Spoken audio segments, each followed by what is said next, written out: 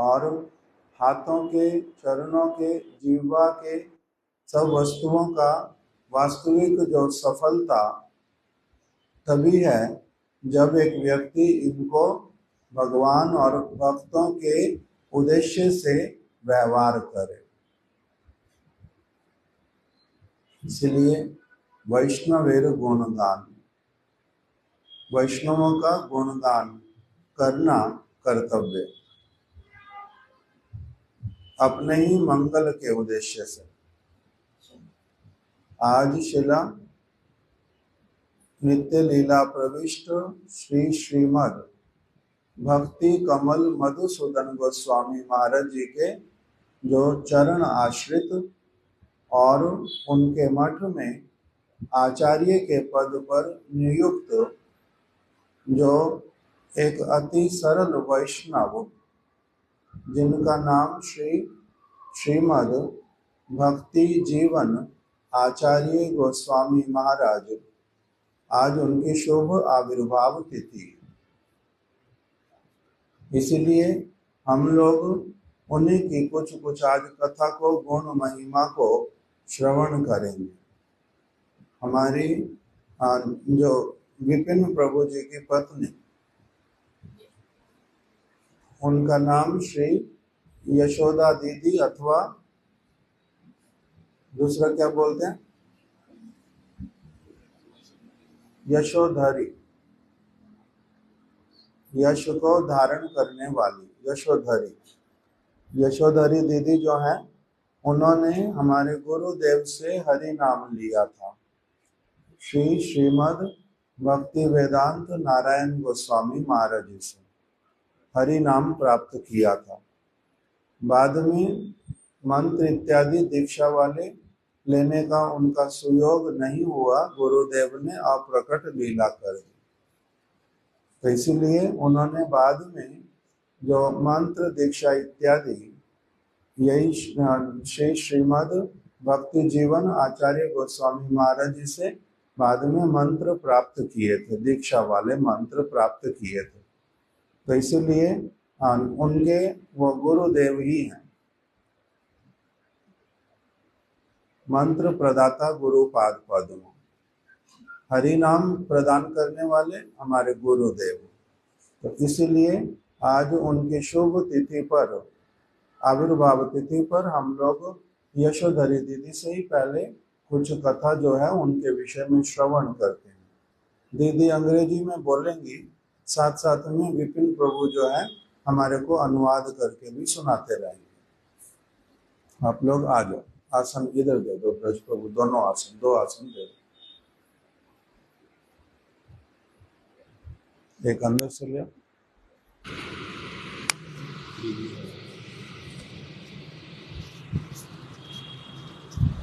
हरि बोल, हरि बोल, हरि बोल, हरि बोल, हरि बोल दे दो।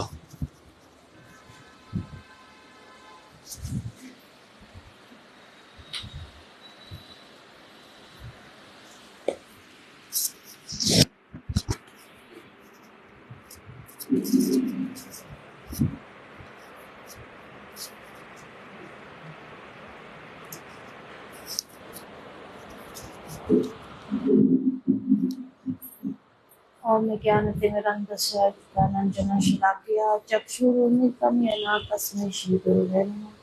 करोति वाचालं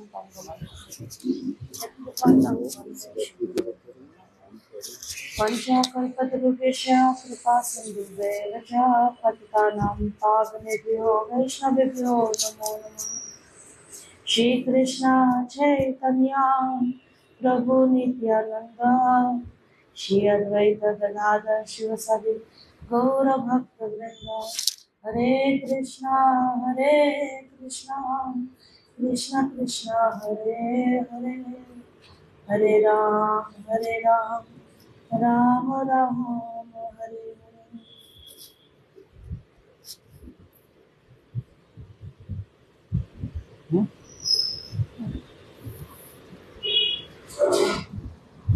First of all, I'd like to offer my humble obeisances at the lotus feet of my Gurupad Padma, Nityalila Pravesh, Om Vishnupada, Spoken Sattva, Shri Srimad Srila Bhaktivedanta Narayan Goswami Maharaj, and at the same time, Nityalila Pravesh, Om Vishnupada, Spoken Sattva, Shri Srimad Srila Bhakti Jivanacharya Goswami Maharaj, whose wonderful disappearance day is today.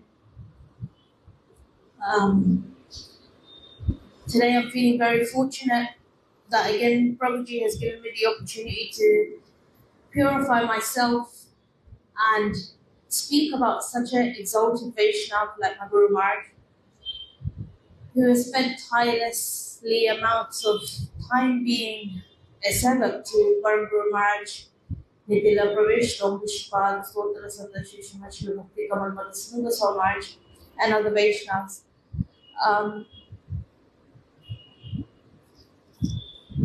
कैसे करना है आधा आधा 2-4 line बोल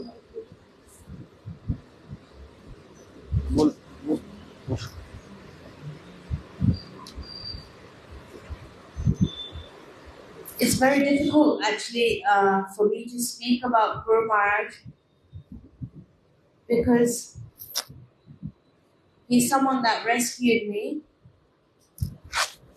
after a long time of just surviving. When I met Guru Maharaj for the first time was through a video call. One of our god sisters recommended that I should go and speak with Maharaji. So I had the opportunity to meet with Maharaj and speak with Maharaj over video call. During that time, I asked many questions because my relationship with Srila Gurudev has always been something that is beyond words and explanation.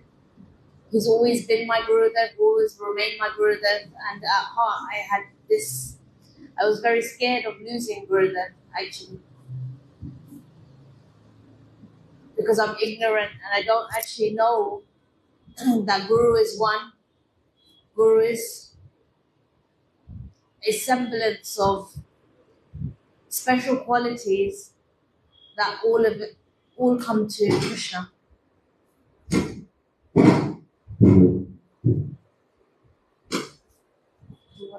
you want?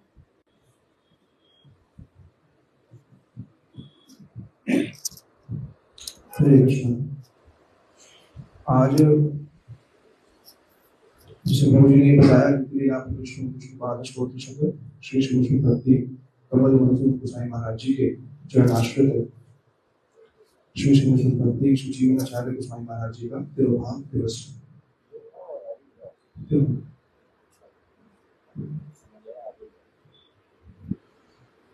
तो कहा कि अभी बहुत सौभाग्य का विषय है कि प्रभु जी ने अवसर दिया मेरे गुरु महाराज की महिमा को कहने के लिए। महाराज जी एक इस प्रकार के सेवक थे जिन्होंने अपने गुरु महाराज जी की तो निरंतर सेवा करी, तो साथ ही साथ अन्य वैष्णव की भी उन्होंने सेवा वहां पर करी। गुरुदेव से हरिनाम हुआ और गुरुदेव से दीक्षा मंत्र नहीं प्राप्त हुए और उसके लिए बहुत समय तक प्रतीक्षा करी। फिर एक माता जी हैं, उनसे भेंट हुई थी और उन्होंने कहा कि ऐसे ऐसे बहुत श्रेष्ठ वैष्णव हैं, आप उनसे एक बार वीडियो कॉल पे बात करके देखिए। तो पहली बात उनकी उनसे बात वीडियो कॉल पर हुई तो ऐसे लगा कि उन्होंने आकर के रक्षा कर दी। जैसे प्रभु जी भी कह रहे थे कि श्राद्ध करते हैं वैष्णव, तो आकर के उन्होंने रक्षा करी। गुरुदेव के साथ जो संबंध था वो कभी फिजिकली उनसे मिले नहीं, वो भी जब हरिनाम हुआ वो भी स्काइप के थ्रू ही हुआ। और हृदय में हमेशा ये विचार था कि चाहे प्रत्यक्ष नहीं मिले हैं पर गुरुदेव से हृदय के भीतर बहुत एक विशेष संबंध था। वो संबंध बहुत प्रगाढ़ था, इसी कारण से अन्य किसी को स्वीकारने में कहीं ना कहीं पर संकोच रहता था कि हरिनाम तो इनसे हो गया है, दीक्षा मंत्र किससे नहीं, क्योंकि हमारे गुरु तो यही है। तो कह रही है कि ये कहीं ना कहीं अज्ञान ही था, क्योंकि गुरु तत्व के विषय में जानते थे कि गुरु तत्व एक ही होता, और ये भय था कि अगर मैं दीक्षा मंत्र किसी और से होगी तो कहीं मेरे हृदय में जो गुरुदेव के लिए स्थान है वो स्थान कहीं कोई अन्य साधु या अन्य कोई वैष्णव ना ले ले। और जब महाराज जी से मिले तो ये समझ में आया कि जो उनसे मंत्र के लिए समझ में आया कि उनके द्वारा दिए गए मंत्र से गुरुदेव के प्रति जो निष्ठा है वो और जो है प्रगाढ़ हुई, उनसे संबंध जो है और जो है गहरा हुआ। When I met Guru Maharaj first time on a video call, I asked him many questions regarding Guru, who is Guru, what is Guru's role, because for me I wanted to see that actually he was aligned with Gurudev. What he was speaking was like Gurudev. And when I first spoke with Guru Maharaj, he was saying that Guru is like Krishna. And when Guru Maharaj was saying this, in my heart I was like, how can Guru be like Krishna? This is how fallen I am. And last week, I think, maybe last week, Prabhuji or someone spoke about Krishna and Guru being one and the same and different at the same time. But I was asking Guru Maharaj so many questions, and I wanted to see that actually Guru Maharaj knew what if he was real, actually, to authenticate that is this a real Vaishnava that I'm speaking with, and from the background of what I knew about Gurudev. So I was very lucky to have this conversation because Guru Maharaj was very sweet. I said to him, I told him that my heart is full of wanting to be with Srila Gurudev, and I don't know how to accept someone else in my heart. And this is an issue that had been going on for so many years. How to accept someone else when Gurudev had taken so much, pretty much all of my space. So Guru Maharaj said to me on that video call that no Shiksha or Diksha Guru, if your heart is already aligned with Sri Guru, no one can take that away from you. In fact, if he's real Guru, then he will increase that relationship between you and your Gurudev. तो जब उस video call से महाराज जी से पहली बार प्रश्नोत्तर हुआ तो पूछा कि गुरु कौन है,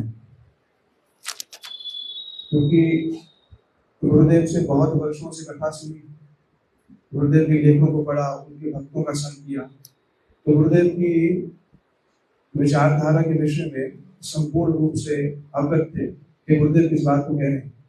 पर वैसी ही विचारधारा महाराज जी भी उसी विचारधारा का संपूर्ण रूप से पालन करते हैं, वही ही बात कह रहे हैं जो गुरुदेव कह रहे हैं। इस चीज के लिए ये मन में एक भय था। उन्होंने पूछा गुरु कौन है, तो महाराज जी ने उस समय बोला कि गुरु कौन है, कृष्ण ही गुरु।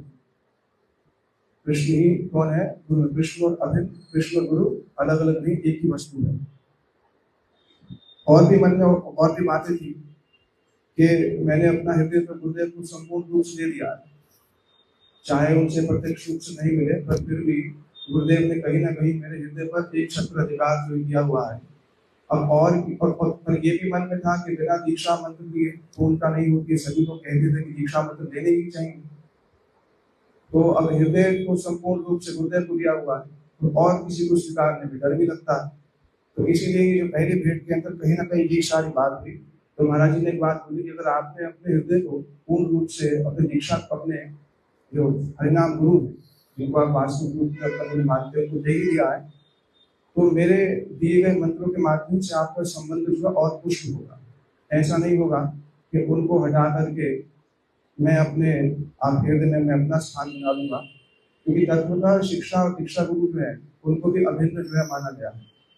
महाप्रभु जी जो है 6 रूपों में अपना जो विस्तार करते हैं, तो उन्होंने कहा कि इन मंत्रों के माध्यम से आपका संबंध जो है अपने ही गुरुदेव से और भी जो है पुष्ट होगा। ये जो थी पहली जो है बात।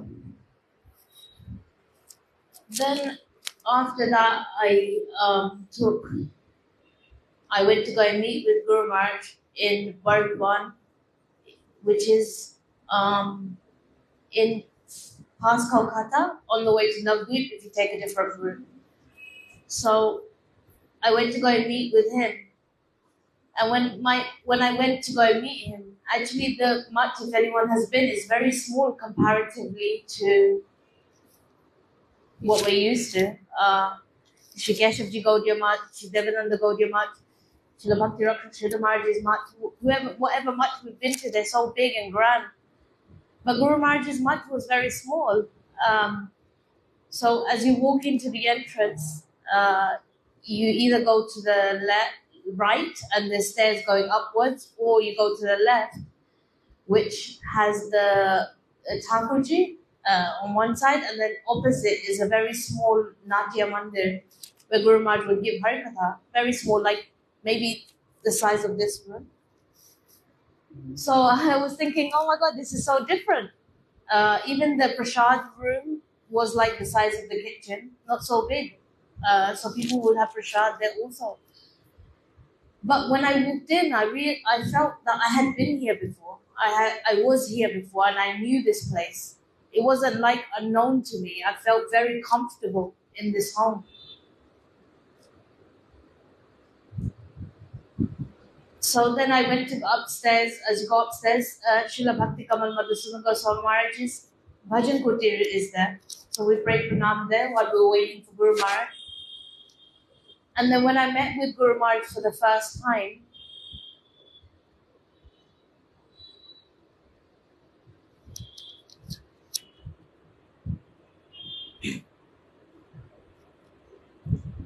so we met with Guru Maharaj, and again we asked so many questions about Sri Guru. And Guru Maharaj just said to me, how many more times you will miss the opportunity? How many more times? Because I already missed the opportunity with Srila Bhakti Vidya Bharati Goswami Maharaj. Because also I wanted to take from him. But somehow or another that didn't happen.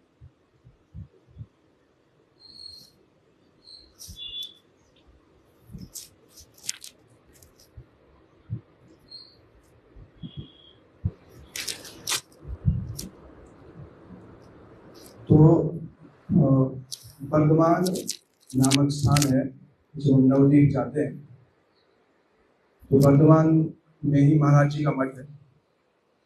और उनसे जब दीक्षा मंत्र प्राप्त करने के लिए वहां पर गए, तो प्राय जो मठ की एक परिकल्पना होती है कि मठ बहुत विशाल होना चाहिए, तो हमारे मठ प्राय बड़े विशाल मठ है, पर जब उस मठ में प्रवेश किया तो मठ बहुत छोटा सा था। और वहां पर उल्टे हाथ पर जो ठाकुर जी है और सीढ़ियां जो है ऊपर जाकर के महाराज जी का कक्ष है, और महाराज जी के कक्ष के साथ ही उनके गुरुपाद पर नितिन रामकृष्ण भक्ति कमल मधुसूदन साईं महाराज जी का कक्ष नहीं पर। तो वहां गए तो पहले तो देखा है तो मठ बहुत छोटा सा है, कि ऐसी आदत नहीं है, बड़े बड़े मठों की आदत है। तो एक तो ये देखा, पर उस मठ में प्रवेश करके कहीं ये नहीं लगा कि मैं पहली बार यहाँ पर, ऐसे लगा कि बहुत अपनत्व लगा, बहुत अपना ही जो स्थान लगा। तो ये एक अनुभव वहां पर हुआ। दूसरा, जब और देखा कि नाट्य मंदिर भी जो बहुत छोटा सा, वहां पर महाराज जी जो है भागवत इत्यादि कथा कहते थे, और साथ ही साथ जो प्रसाद का कक्ष भी है वो भी बहुत छोटा सा ही। तो ये सब जब देखा, तो उसके बाद महाराज जी से भेंट हुई। जब महाराज जी से मिलने के लिए ऊपर गए, तो दर्शन करते समय वही प्रश्न फिर पूछा, गुरु कौन है, गुरु तत्व क्या है। तो महाराज जी ने कहा कि और कितनी बार अवसर छूटोगे दीक्षा मंत्र लेने का। गुरुदेव से नाम दिया, दीक्षा उस समय नहीं हो पाई। तो नितिन रामकृष्ण भक्ति विज्ञान भारती गोसाई महाराज जी से भी जब लेने के लिए हृदय बिल्कुल बना ही चुके थे और आने वाले थे, महाराज जी ने फिर अपने लीला का स्मरण किया। और फिर अब महाराज जी के निकट आए, तो महाराज जी ने ये बात कही कि अब और कितनी बार अवसर आप चूकोगे, तो ये पहली बात जो उनसे वहां मत लीजिए। this is a Vaishnav, someone that actually without anything, doesn't want anything from you, never has met you, does not require wealth from you, does not require your heart even, wants to give you something that is worth the value of nothing in comparison to this world. I realized in that moment that actually Vaishnavas, Sri Guru, come to just save us from this place where we think that we're so safe and everything is so normal, that we're so in so much illusion that we think that this is only our life. But reality is that actually there is something far beyond this. And being in the association of Prabhuji over the last couple of years since being married, I've realized that actually all of these Vaishnavas that have come or are coming or are present even, they're here to protect us. They're here to protect us from something that we don't even know we're aware of, that we don't even know that we need protecting of. This is like the Vaishnavas. They're so merciful that even when you don't think you need something, they give it. And my Guru Maharaj was like this. He impressed that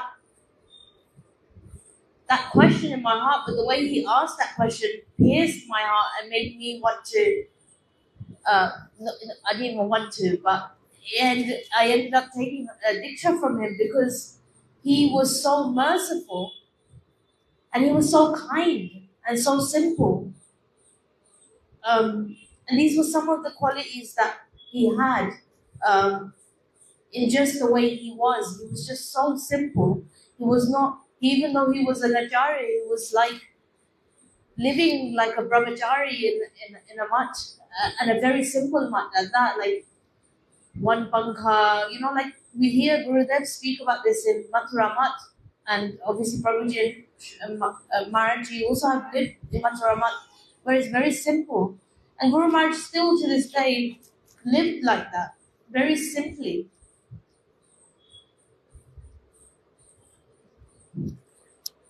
मुझे मुझसे उन्होंने कहा कि आप और कितनी बार अवसर बुजुर्गोगे, तो उस प्रश्न ने मन पर एक छाप छोड़ी और कहीं ना कहीं उसका उत्तर भी मिला कि ये अवसर जो है मेरे को चूकना नहीं चाहिए और मेरे को दीक्षा मंदिर में इसे प्राप्त करने चाहिए। और महाराज जी के जब चरित्र को देखा कि बहुत ही सरल और सहज, कोई आकांक्षा नहीं, शिष्य बनाने की कोई आकांक्षा नहीं और कोई ऐसी भी इच्छा नहीं कि ये इसको अगर शिष्य बनाएंगे तो इससे मुझे क्या वस्तु प्राप्त होगी। और ये प्राय हमारे समस्त गुरु वर्ग का वैशिष्ट्य ही यही है कि वो शिष्य केवल हमारे ही मंगल के लिए बनाते हैं, स्वयं का निज स्वार्थ उनका कोई होता नहीं। तो उनका जो एक अकिंचन जो स्वभाव था कि किसी से कोई विशेष आशा नहीं करते, केवल इतना ही, केवल हमारे मंगल के लिए है वो हमें भक्ति मार्ग पर लेकर के आते हैं और विशेष अमूल्य वस्तु हमें देते हैं, जिसके हो सकता है जिसकी पहचान या उस वस्तु के गुरुत्व का हम लोग इस वर्तमान समय में नहीं समझ पा रहे हैं कि वैष्णव लोग हमें क्या देते हैं। वैष्णव लोग बार बार आकर के हमारी अनेक अनेक रूपों में रक्षा करते हैं। श्री गुरुदेव ही वैष्णव के रूप में अपना विस्तार करके एक एक रूपों में आकर के हमारी अलग अलग स्थानों पर अलग अलग स्थितियों में हमारी जो रक्षा करते हैं। हम लोग समझते हैं कि जगत ठीक है, हम यहाँ पर रह रहे हैं, एक सामान्य जीवन जी रहे हैं, सब सुविधाएं जो है हमारे पास हैं, पर वास्तविक रूप में देखा जाए तो भी जड़ शरीर और जड़ देह में आसक्त है। माया का एक प्रभाव जो हमारे ऊपर है, उस प्रभाव के कारण जो विपदाएं हमारे ऊपर आ रही हैं, वो विपदाएं भी अभी विपदाएं नहीं लग रही हैं। पर वैष्णव लोग ना चाहते हो, हम लोग को नहीं चाहते, पर ना चाहते हुए भी हमें वो क्या कर रहे हैं, इस अमूल्य वस्तु को प्रदान कर रहे हैं। और उसके बाद बोला कि उनका जीवन अत्यंत सरल, वो थे तो आचार्य, तो हमने भी देखा थे तो आचार्य और बहुत एक सामान्य से उनका कक्ष है। और क्योंकि प्राचीन वैष्णव इत्यादि हैं, अभी भी हम लोग देखते हैं, जैसे हमारे गुरुदेव के समय में जैसे ब्रह्मचारी इत्यादि प्रभु महाराज जी किस प्रकार से उन मठों में रहे जहाँ पर ज्यादा सुख सुविधाएं उनमें नहीं होती थी, पर गुरुदेव के संग के कारण वो बाहरी असुविधाएं सुविधाएं जो रहती नहीं थी, उसी प्रकार से महाराज जी के साथ भी ऐसा ही है कि वो एक बिल्कुल सामान्य आचार्य होने पर भी बहुत ही एक सामान्य परिस्थिति में वो जो है रहा करते थे। In one article or one video actually, Guru Maharaj speaks about what is Guru like. And Guru Maharaj said that Guru is like Kripa Sindhu, the ocean of mercy and daya. He said just like when one finds it difficult to get to the shores, Sri Guru is the ocean of mercy, and by his waves we are able to reach the shore. Just like the ocean does not pick and choose, he takes everything in his waves into the shore. And that's what Sri Guru does with us. He takes us from this, when we're drowning in the ocean of material desires, that he just takes us with his waves and takes us to the shore. And so I wanted to just quote that because I think that's a very beautiful depiction of actually what Sri Guru does for us. He doesn't pick and choose. He doesn't say you're mine and you're someone else's, I cannot rescue you.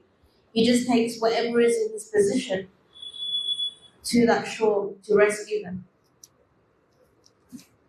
महाराज जी के एक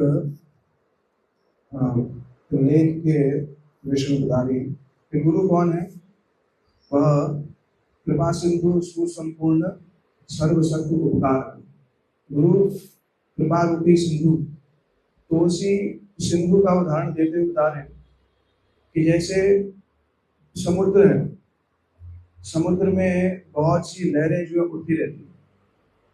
वो लहरें जब उठती हैं तो वो लहरें अपने साथ बहुत कुछ लेकर के जो भी वस्तु होती है, चाहे वो तिनका हो चाहे कोई वस्तु हो, उसको किनारे पर ले आती है। ये समुद्र की लहरों का स्वभाव है कि उसके मार्ग में जो भी आता है वो तिनकों को उठा करके किसी भी चीज को मार्ग में आता है उसको लेकर किनारे पर ले आती है। ऐसे ही हमारी स्थिति इसी प्रकार से कि भौतिक संसार की इन जड़ वासनाओं में ये क्या है, हम जो है डूब रहे हैं। तो इन भौतिक संसार की जड़ वासनाओं में डूबते हुए भी श्री गुरु कौन है? वह कृपा की लहर के समान है। जैसे एक लहर किसी भी वस्तु को किनारे पर ले आती है, ऐसे गुरुपाद पद्म की कृपा रूपी लहरियां जो भिन्न भिन्न स्वरूपों में हमारे सामने आती है, भिन्न भिन्न स्वरूपों में हमारे सामने आती है, वो सब लहरें हमें इस संसार की भौतिक वासनाओं में जो डूब रहे हैं उस हमको डूबने से बचा करके हमें भी किनारे पर जो है वह ले आती है। तो ये यहाँ पर बताया गया। और इसे लहर विचार नहीं कर रही है किसको लेना है किसको नहीं लेना है, जो भी रास्ते में आ रहा है लहर के उस किनारे पर लेकर के आ रही है। ऐसे जो शुद्ध गुरु होते हैं वो भी विचार नहीं कर रहे हैं, ये निकेन प्रकार कृष्ण मन निवेश किसी भी प्रकार से इनको भगवत मार्ग पर लाने का पूर्ण प्रयास जो है वो लहर जैसे स्वाभाविक होती है, ऐसी उनकी कृपा बिल्कुल स्वाभाविक ही होती है।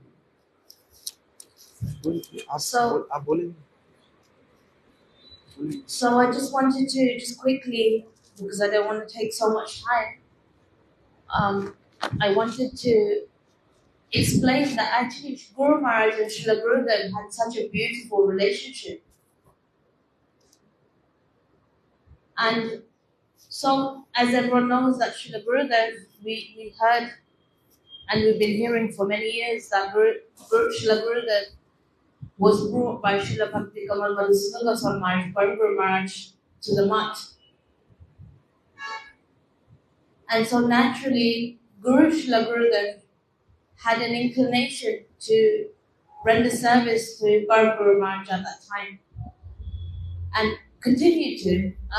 But there was in one Madhusmrita, Guru Maharaj is speaking about Srila Gurudev and remembering some pastimes.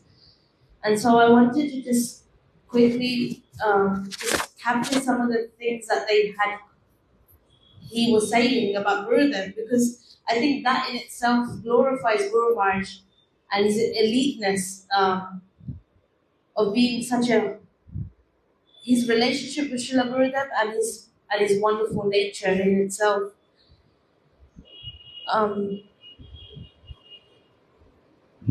So once Guru Maharaj would also go to Mathura Math and stay there with Srila Gurudev. And so Guru Maharaj would do Kirtan in the morning, do Mangal Aarti, and do midday Aarti and evening Aarti, and Gurudev would speak Harikatha.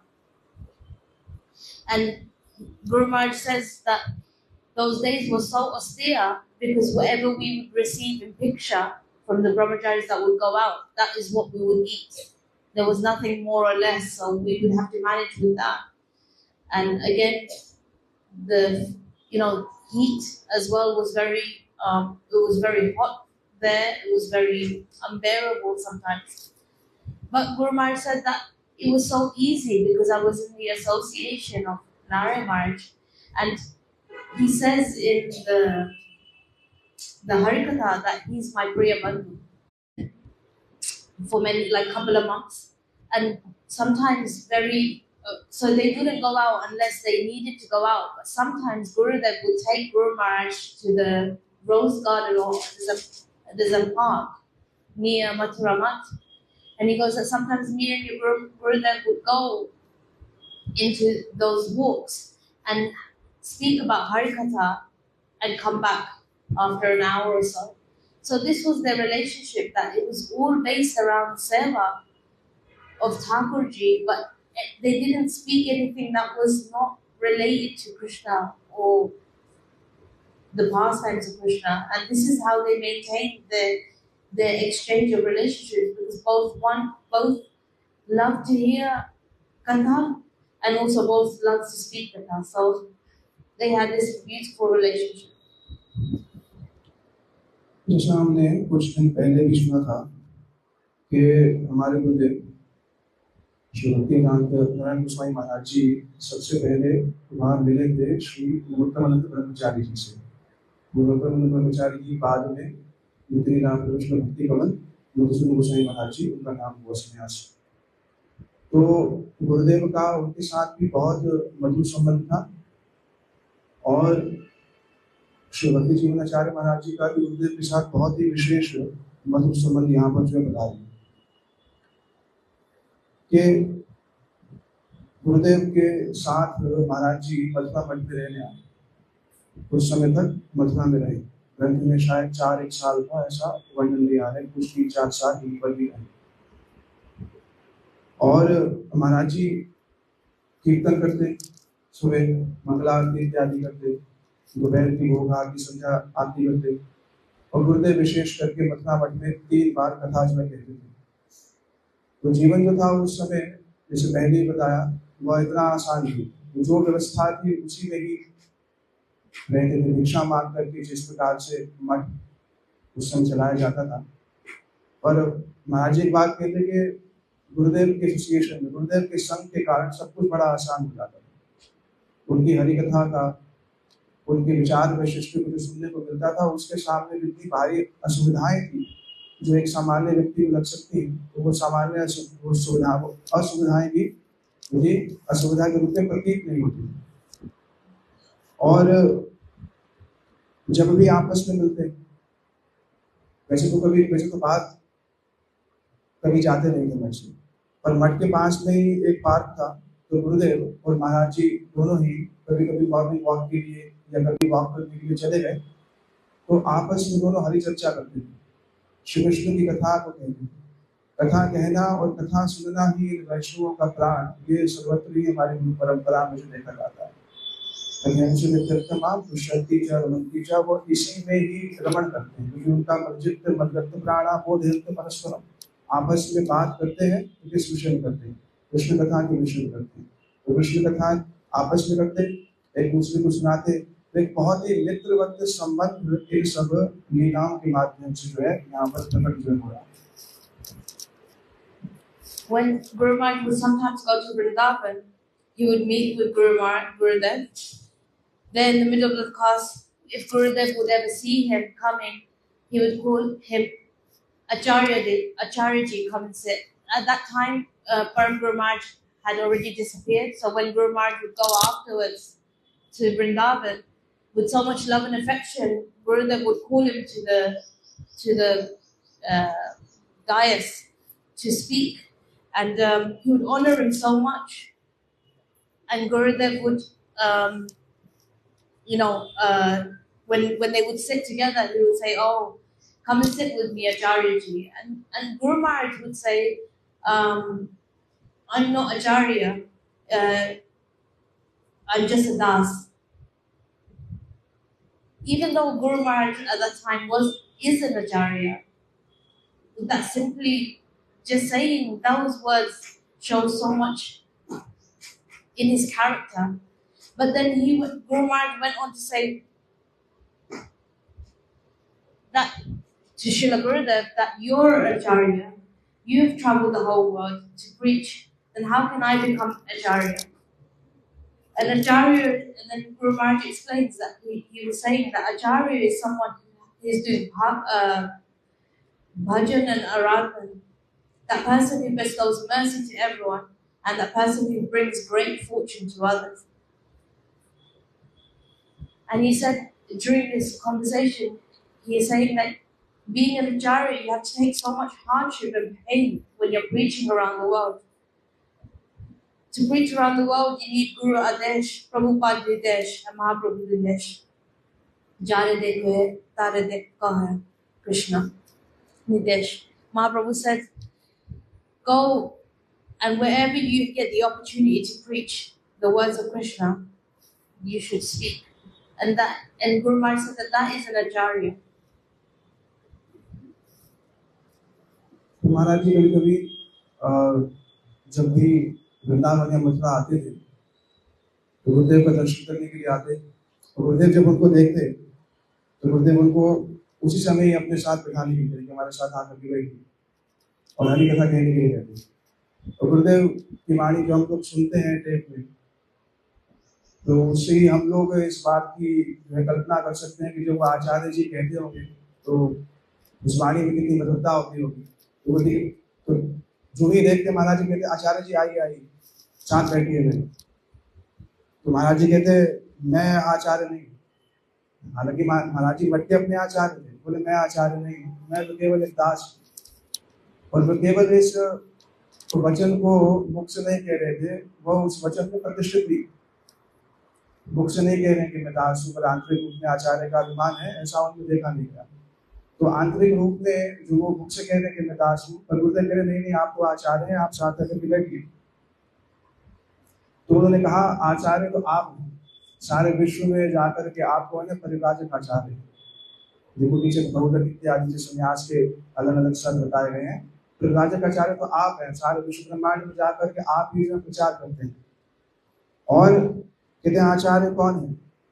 बोले जो अपने भजन से, अपने आराधन से, जो अपने आचरण से भगवान और महाप्रभु जी की दी गई वाणी का जो अपने जीवन में सही से रूप से पालन करता है, वही जो है आचार्य है। और उसी ही आचरण से जो उसको भजन संबंधी संपत्ति प्राप्त होती है, उस भजन रूपी संपत्ति का निरंतर विस्तार करता है। वो स्वयं का भजन भी करता है और अपने भजन के द्वारा अर्जित की गई संपत्ति का निरंतर विस्तार करता है और जगत जीवों के जीवन में मंगल का शुभ उदय करता है। यह जो है वो आचार्य है। तो इस प्रकार से बोले, जिस प्रकार से महाप्रभु जी ने आज्ञा दी कि जारे देखिए तारे कहो कृष्ण को देश, आप जिसको देखिए तो कृष्ण के विषय में कहिए हमारा आज्ञा ये तारे ही देश, मेरी आज्ञा क्या जो भी आपको मिले उनसे कृष्ण की बात करिए। तो कहते ये जो है आचार्य है और ये कार्य जो है गुरुदेव को बोलते हैं महाराज जी आप करें, क्योंकि आप विश्व ब्रह्मांड में आप सारे के सारे विश्व में जाते हैं, सभी जीवों को कृष्ण और कृष्ण भक्ति और विशेष करके कृष्ण भक्ति की शिक्षा जो है देते हैं। So like this, Gurudev and Srila Guru Maharaj had such a wonderful relationship. I know that I'm short of time, otherwise I would explain a little bit more about another pastime of the construction of Param Guru Maharaj's Samadhi Mandir, but I think so. I'll finish with this. One time, after the disappearance day of Srila Bhakti Kamal Madhusudana Gautama Swami Maharaj, Param Guru Maharaj,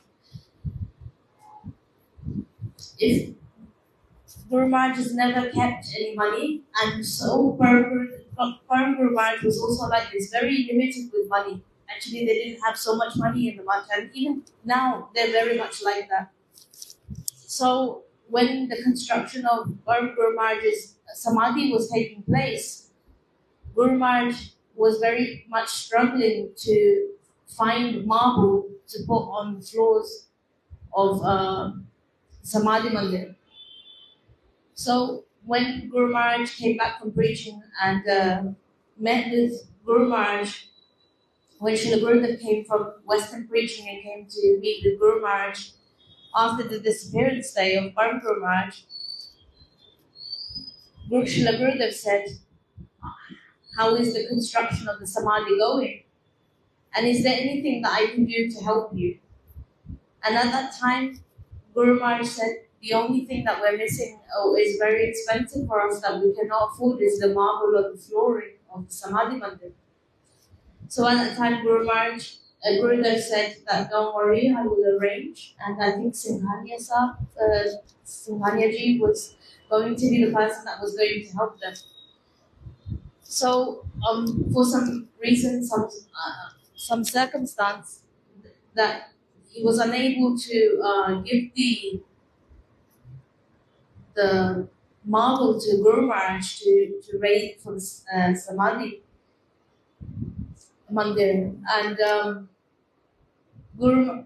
Gurudev came back to Srila Guru Maharaj and said that he didn't tell Gurudev, there were some issues with the reason for why that happened, and Gurudev said that because Sangani-ji's daughter just got married recently, he was unable to give any extra donation towards the marbling of the floor.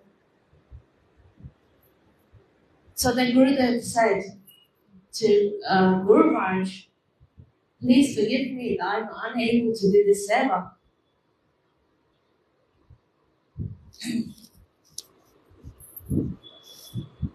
तो एक और बहुत ही हृदय स्पर्शी जो संवाद है वो बता रहे हैं।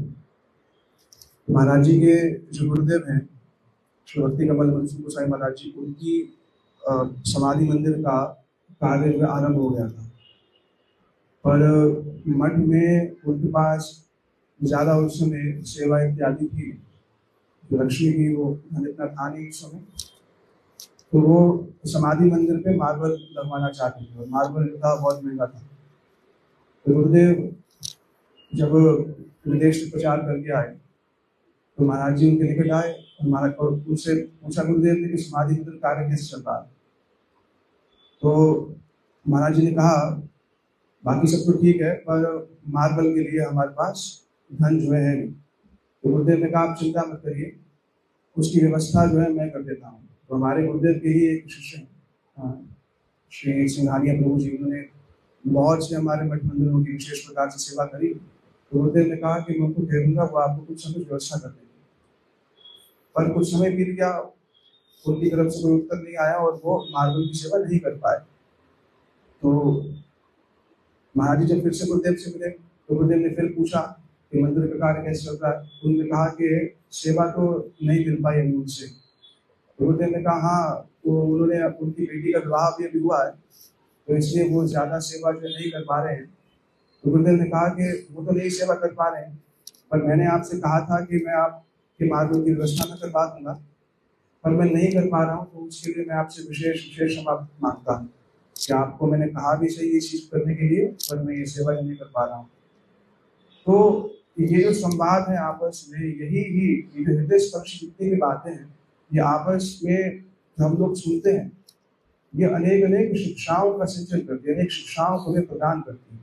इस प्रकार से वैष्णव जनों का हृदय जो होता है वो आपस में एक दूसरे के प्रति अत्यंत एक सुहृद भाव जो है इन सब वैष्णव के हृदय में जो होता है, तो यही इस लीला के माध्यम से, संवाद के माध्यम से लक्ष्य होता है। Just final part that was Gurudev was always concerned about the construction and how Bhardwan much will maintain itself. So one day during after Navadvip Parikrama, Srila Gurudev went to Bardwan without giving any Guru Maharaj any notice, and he surprised Guru Maharaj in coming to Bardwan. At that time, Guru Maharaj asked, "Oh, you have come here. Is there a reason?" Because actually, there was no reason for Gurudev to go there. But Gurudev made the excuse that he came to see Gita Ma, who is a disciple of Gurudev, in Bardwan. And in that conversation, Gurudev was able to meet with Guru Maharaj and have that conversation about the construction and what was needed to maintain the temple. And Guru Maharaj said that I didn't want to tell anyone what financial problems we were having, but Gurudev knew, and he came to alleviate that pain. So like this, we see that the Vaishnavas have so much love and affection between them. We just don't, the problem is that we just don't hear enough about them. And this is just looking at Guru Maharaj's life, looking at Srila Gurudev's life, how they've lived, we see that actually we can take so much shiksha, so much teachings from them on how to imbibe our lives in accordance to theirs. Because I know that if I'm able to do half of the things that Guru Maharaj and Srila Gurudev are doing or have done, then I myself will become something that is worthy of their blessings, you know. So we see in so many. I wanted to tell you some pastimes like this because actually it's really, we very rarely hear these pastimes of their relationship, this sambandh that they have, and this is the case for all of our Guru Varga. Actually, the more and more I hear, and the more and more I'm grateful, I'm thinking to myself, how would I even be able to? The debt of everything becomes so much more because you realize that actually these Vaishnavas have come in Srila Bhakti Bharati Maharaj's My Beloved Masters at the start. Srila Maharaji writes that just Krishna said to Bhaktisiddhanta, Mahaprabhu said to Bhaktisiddhanta Saraswati Prabhupada that I will give you man and wealth. So we can assume that those that have come in the line of Srila Bhaktisiddhanta Saraswati Prabhupada are all been presented to us by Mahaprabhu himself, that are his army themselves. So we are so fortunate in this situation that we have the opportunity to not only hear about these Vaishnavas, but also to imbibe their teachings and follow this path, which we wouldn't be able to do if they did not come. So I just pray at the lotus feet of my Guru Padma, Nityananda Pravish Om Vishnupada Sotara Satan Shri Srimad Srila Bhakti Jivanacharya Goswami, that somehow or another the teachings that you have given me, the instructions that you've given me, I'm able to follow so that I can also become a darling daughter of not only you, but this whole Guru Parampara, and can be offered at the feet of Shri Radha Madhavji. Panchankar Pudarubhisha, Kripasimudevcha, Patitanam Bhavnivyo, Vaishnavivyo Namo. एक और घटना का यहाँ पर उल्लेख किया गया। इस प्रकार से वैष्णव का जो आंतरिक संबंध होता है वो प्राय उसको प्राय कहीं उसको समझ नहीं पाते हैं। तो नवद्वीप परिक्रमा हमारी संपन्न हुई और गुरुदेव उस समय नवद्वीप परिक्रमा समाप्त होकर के कहाँ आ गए, वर्धमान आ गए। वर्धमान में महाराज जी का मठ है, तो मठ का भी निर्माण कार्य पूरा नहीं हुआ था। तो गुरुदेव को देख करके महाराज जी ने कहा कि आप अचानक आ गए, कोई विशेष कारण है क्या? गुरुदेव आए तो केवल यही बात पूछने के लिए थे कि आपके मठ का निर्माण कार्य कैसे चल रहा है, पर इसको प्रत्यक्ष नहीं कहेंगे। बोला नहीं, मैं यहाँ पर मेरी एक शिष्य है गीता माँ, उससे बस मिलने के लिए आया, तो सोचा मैं आपका भी दर्शन कर लूँ, आपके मठ में आ जाऊँ। तो गुरुदेव जानते थे इस चीज को कि उस मठ के निर्माण कार्य में भी उनके पास धन की पूर्ण व्यवस्था नहीं है, तो इसी एक चीज के लिए गुरुदेव जो है नवदीप परिक्रमा से जो है वहां पर उनसे जो है मिलने आए। इन सब चीजों को इसलिए ही बताया, इन दो घटनाओं को विशेष रूप से इसलिए बताया कि हम लोग आचार्य को पृथक पृथक ना देखें कि ये अलग है, ये अलग है। जैसे गुरु तत्व एक है, सबकी अपनी अपनी विशेषता है, तत्व एक होने पर भी उसमें विशेषता है। उसी प्रकार से वैष्णव तत्व भी एक ही है। सभी जैसे महाप्रभु जी के परिकर समस्त अलग अलग स्थानों पर आए और वो सब एक साथ नवद्वीप में मिले और महाप्रभु जी के इस विशेष जो विशेष महाप्रभु जी का प्रचार है उसमें सबने अपना अपना योगदान दिया। उसी प्रकार से ही प्रभुपाद जी के जो आश्रय जन है वह सब भी इसी परंपरा में है और ऐसे ही एक दूसरे का सहयोग करते, ऐसे एक दूसरे के प्रति बहुत ही अच्छी भावना रख करके चिंतित होते हैं एक दूसरे के प्रचार कार्य के लिए। क्यों? क्योंकि सबका मूल केंद्र कौन है? भगवान।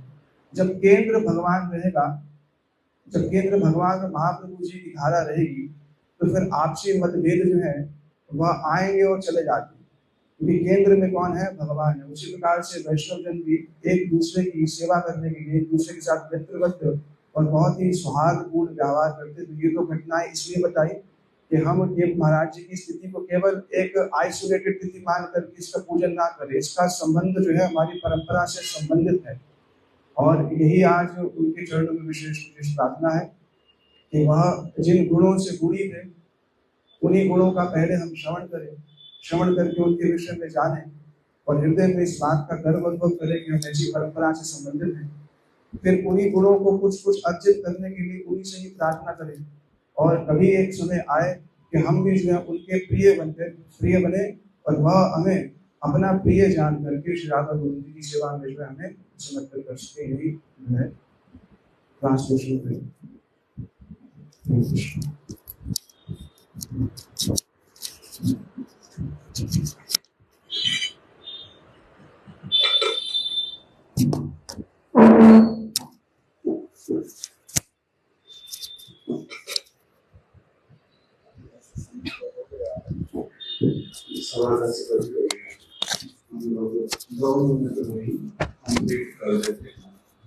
मुख्य रूप से हमने आज श्रवण किया श्रील भक्ति जीवन आचार्य गोस्वामी महाराज जी के विषय में।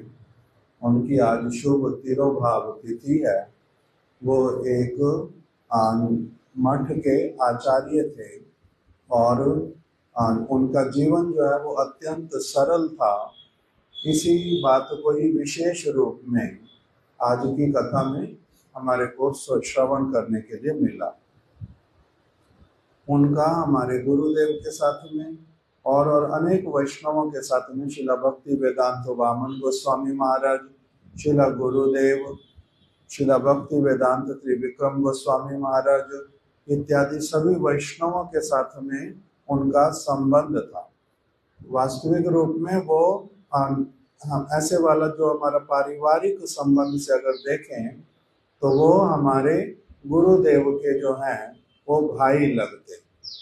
इसलिए हमारे गुरुदेव के जो गुरु भाई उनका ही आज शुभ तिरोभाव तिथि है। जो लोग इस प्रकार से जानते हैं सारी चीजें कि प्रभुपाद जी, फिर प्रभुपाद जी के शिष्य लोग, फिर आगे उनके शिष्य लोग, तो वो तो इन सारी चीजों को अपनी आप से अच्छी तरह से समझ लेते हैं। किंतु जिनको नहीं पता उनके लिए ये बड़े सरल रूप में समझने की बात कि गुरुदेव और श्रीला भक्ति जीवन आचार्य गोस्वामी महाराज ये लोग ऐसे वाले हैं जैसे एक दूसरे के लिए चाचा जी के पुत्र, चाचे ताई के पुत्र, चचेरे भाई, इसी प्रकार से उनका संबंध है। तो उसी वस्तु को बतलाया कि कैसे इन लोगों का परस्पर एक दूसरे के पास आना जाना, एक दूसरे के साथ में बड़े मधुर संबंध, सेवाएं इकट्ठे मिल करके करनी और हरि कथा इत्यादि की चर्चा करनी, यही इन लोगों का जीवन है। इसी प्रकार से इन्होंने अपना जीवन जो है बड़े सरलता पूर्वक ही व्यतीत किया। जो आचार्य हैं उनके सभी आचार्यों का जीवन एक जैसा होता नहीं। अलग अलग प्रकार से वो अपना जीवन व्यतीत करते हैं और उसी के द्वारा शिक्षा भी अलग अलग लोगों को मिल जाती है। अभी इनका वैशिष्ट्य जो है किस प्रकार का रहा कि मुख्य रूप से अपना आचार्य का अर्थ आचरण करके शिक्षा प्रदान करना। इसलिए कभी भी धन इत्यादि के लिए अथवा शिष्यों को बहुत अधिक संख्या बढ़ानी है उसके लिए इनके जीवन में देखा गया उस प्रकार का कुछ नहीं था। बड़े सरल रूप में अपना सारा जीवन व्यतीत कर दिया। मुख्य वस्तुएं जो सारी आचार्य करते हैं वो सारी जीवन भर ही करते रहे, किंतु जो और वस्तुएं कि किस प्रकार की जीवन शैली होती है, जैसे कोई एक व्यक्ति वो मथुरा मठ में आए और उनको किसी ने भेजा विदेश से, भारतीय शरीर किंतु विदेश से आए, उनको किसी ने मथुरा मठ में भेजा कि आप इस वैष्णव से मिलना, इस वैष्णव से मिलना, इस वैष्णव से मिलना, ये लोग बहुत महान लोग हैं, इनका जीवन बड़ा पवित्र है, ये लोग भगवान के बड़े प्रिय हैं। तो वो व्यक्ति आ गया अपना मथुरा में मिलने के लिए। अब वहां पर हमारे बन महाराज जी जो हैं, एक हमारे यहाँ पर ऐसे पिलर था मथुरा मठ में सेकंड फ्लोर पर, उसी में एक टैप लगा हुआ था बाहर, और अधिकांश हम सारे लोग वहीं पर ही अपना एक तरफ टैप चला देते, बाल्टी भरती रहती और सारे लोग उसी में अपना नहाते भी रहते। तो वो आया तो वो बोलता है कि ये वाले प्रभु जी कहाँ, उस समय उनका नाम था सुबल सखा, तो सुबल सखा प्रभु से मिलना है। तो किसी ने दिखला दिया ये सुबल सखा प्रभु हैं, वो स्नान कर रहे अपना आराम से बैठ करके, कोई चौकी भी नहीं है, नीचे अपना फर्श पे बैठे हुए हैं और उस अपना स्नान कर रहे हैं। तो अच्छा ये हैं, और ठीक है ठीक है। फिर वो प्रेमानंद प्रभु जी कहाँ पर है, तो प्रेमानंद प्रभु दिखा दिया, वो अपना वहां पर नीचे बैठ करके रसोई घर के बाहर वो अपना 5-6 लोगों को लेकर के सब्जियां अपना काट रहे थे। तो अच्छा वो ये प्रभु प्रेमानंद प्रभु है। अच्छा फिर तीर्थ महाराज जी कहाँ पर है, उनका नाम था शुभानंद प्रभु। वो शुभानंद प्रभु कहाँ पर है, तो शुभानंद प्रभु इस समय टॉयलेट सफाइयां कर रहे हैं सारे, तो वो शुभानंद प्रभु ये वाले। तो वो आकर के देख लिया, सबसे मिल भी लिया, अपना बता तो दिया, जा करके वहां पर बोलते तुम लोग मेरे को पागल बनाते हो, ये भगवान के बड़े प्रिय लोग हैं, ये बहुत विशेष लोग हैं, क्या क्या विशेषता इनमें, साधारण लेबर जैसे काम करती है और जिस प्रकार से बहुत निर्धन व्यक्ति इस जगत में रहते हैं वैसे ही तो रह रहे हैं, और क्या थोड़ा बहुत ये लोग सिर्फ कीर्तन करते हैं और भगवान की कुछ बातें सुना देते हैं, और क्या विशेष है, इससे क्या पता चलता है जो भगवान के प्रिय हैं, ये बहुत विशेष व्यक्ति हैं। तो वो जिस प्रकार से साधारण व्यक्ति नहीं समझ सकता, उसने केवल किस चीज को गुरुत्व दिया, वो कहते हैं मेरे माइंड में इमेज थी कि बहुत बड़े सिंहासन पर बैठे होंगे और इनके इर्द गिर्द बहुत सारे शिष्य होंगे, ये कर रहे होंगे, वो कर रहे होंगे। मेरी इमेज एकदम से बिल्कुल अलग थी, ये छोटी सी हाइट है इनकी, कोई बिल्कुल पतला है, कोई एकदम से काला है, ये तुम लोग बोल रहे हो कि ये बड़े विशेष व्यक्ति हैं। तो उसने कहा कि इस सारी वस्तु से तुमने सिर्फ यही जा करके देखा, विशेषता जो देखनी होती है वो तुम्हारा देखने का जिस दिन योग्यता आ जाएगा तब तुम्हारे को पता चलेगा। तो उसी प्रकार से वैष्णवों को पहचानना, भगवान को पहचानना, उनके अंतर हृदय को पहचानना, वो ऐसे हो जाता है 2 मिनट 4 मिनट किसी को देखा, जैसे वो नहीं है तो बहुत छोटे छोटे से कमरे में रहते हैं, इनका ये उस तरह के नहीं है। चलो तो जो बहुत बड़ा मंदिर है, बहुत ये है, वहाँ वो वाले व्यक्ति जो बहुत बड़े सिंहासन पर बैठे हैं, चारों तरफ लोग हैं, तभी तो वो आचार्य हैं। साधारण हमारी इमेज जो है माइंड के भीतर में वो उसी प्रकार की होती है, किंतु शास्त्र जो बात बोलते हैं वो अलग है। जैसे जड़ भरत जी का, अथवा जो दत्तात्रेय जी थे, अथवा जो भरत महाराज जी के पिताजी ऋषभ देव जी उनका, अथवा रघुनाथ दास गोस्वामी को कोई अगर राधा कुंड में बैठा हुआ देखे, कुटिया भी नहीं है रहने के लिए, सनातन गोस्वामी जी को देखे, नमक भी नहीं है उनके पास तो, और खाने के लिए भी कुछ नहीं है, भिक्षा मांग करके लाते हैं। शिष्य स्थान तो मथुरा में तो फिर भी स्थान था, वहां तो सनातन गोस्वामी जी का स्थान ही नहीं है। तो ये लोग किस प्रकार के आचार्य हैं? अलग अलग प्रकार की दृष्टि है। जो उस वस्तु को जितना अधिक उसमें प्रवेश करता है भक्ति राज्य में, तब उसको जो दृष्टि की प्राप्ति होती है, भावना की प्राप्ति होती है, वो अलग प्रकार की होती है। तो इसीलिए इनका जो आचार्यत्व वो होता है कि प्रामाणिक गुरु और वैष्णवों के प्रति, शास्त्र के प्रति, भागवत इत्यादि के प्रति उनका समर्पण, उस प्रकार का उनके निर्देशों को लेना, वैसे वाला जीवन जीना, और जगत की किसी वस्तु को संग्रह नहीं करना, उसकी आशा नहीं रखनी, जगत की किसी प्रकार की वस्तु में भय इत्यादि का नहीं होना, और एकदम से निर्भय होना, और जगत की आसक्तियों से परे होना, भगवान में आसक्त रहना, ये जो सारी वस्तुएं आचार्यों के लक्षण, ये इन सब वैष्णवों में पाए जाते। इसलिए उनके गुरु महाराज जी ने उनको कहा कि आप आचार्य हो, आप आचार्य का कार्य करो। आचार्य का कार्य करना मतलब कि तुम्हारे में आचार्य वाले जो सारे गुण वो दिखलाई देते हैं, वो पहचान पाते हैं कि आचार्य कौन है, वैष्णव कौन है, इसमें क्या गुण होना चाहिए। साधारण व्यक्ति, जैसे मैंने बताया, विदेश से जो आया, उसको उस तरह से क्या पता चलना, वो सिर्फ देखता है इनके, ये तो बाथरूम भी नहीं है इनके पास नहाने के लिए, भाई ये तो कहाँ बैठा हुआ नहाने के लिए, बाहर अपना बैठा हुआ ओपन में गमछा पहन करके नहा रहा, और ये बोलते बहुत विशेष व्यक्ति है। तो उसने उसको किस तरह से देखना, उसका देखना अलग, वास्तविक वैष्णवों का देखना अलग। वांछा कल्प तरुभ्यश्च कृपा सिंधुभ्य एव च पतितानां पावनेभ्यो वैष्णवेभ्यो नमो नमः। गुरुदेव उनको कह रहे हैं, आचार्य जी आप आओ, हमारे निकट में बैठो, हमारे को कथा सुनाओ, हमारे को कृतार्थ करो, आपने जो शिक्षा प्राप्त किया वो सुनाओ, हमारे लिए बड़ी लाभकारी होगी वो सारी वस्तुएं। तो इनका दर्शन और साधारण व्यक्ति का दर्शन क्या एक जैसा होता है? उनका एक जैसा होता नहीं। इस प्रकार का सारा विचार है। हरे कृष्णा कृष्णा कृष्णा हरे हरे, हरे राम राम राम हरे हरे। हम लोग कुछ विशेष प्रसाद की भी व्यवस्था नहीं कर पाए। मेरी इच्छा थी कि करेंगे रात को। हुआ क्या, हम लोगों को रात को ही, मैंने विपिन प्रभु को बोला, इनकी गलती, इनको मैंने कल दोपहर को बोला मेरे को फाइनल करके बताना, कथा बोलोगे? तो ये बोलता है रात को बताऊंगा।